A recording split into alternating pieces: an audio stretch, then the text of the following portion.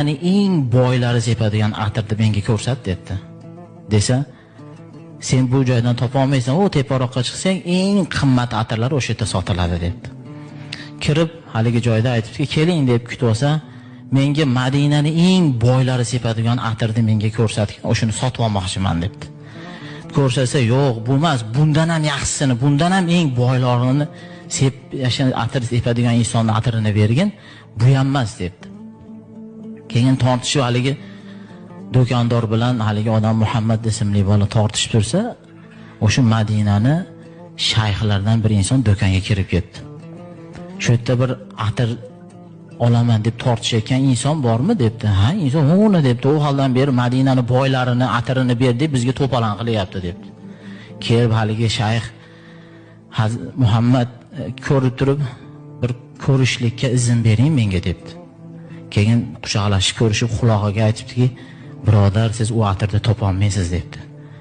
Kecha sizni billa ziyorat qilgan payg'ambarimiz sollallohu alayhi vasallam dedi.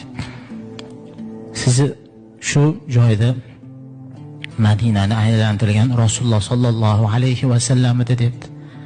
Desa haligi bola ko'tara olmasdan qalbi jo'shib ketib, o'sha shahid qo'lida jon berdi.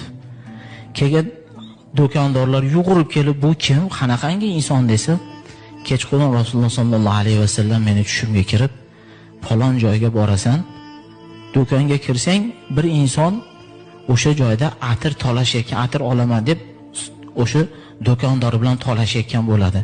Seni qo'lingda jon beradi, seni o'sha kafallab, yuvib, dafn qilishlik seni bo'yningga vazifa. Biz bu yerda kutib turamiz uni debdi. Bu xotimani qarang, payg'ambarimiz sollallohu alayhi vasallamga bo'lgan har birimiz muhabbatimiz shunaqa bo'lish kerak ekan. Chunki qiyomatda bizni do'zaxdan shafoat qilguvchi Rasululloh sollallohu alayhi vasallam bo'lar ekan. Har kuni o'zimizga o'sha Rasululloh sollallohu alayhi vasallamga salovat aytishlikni odat qilishimiz kerak.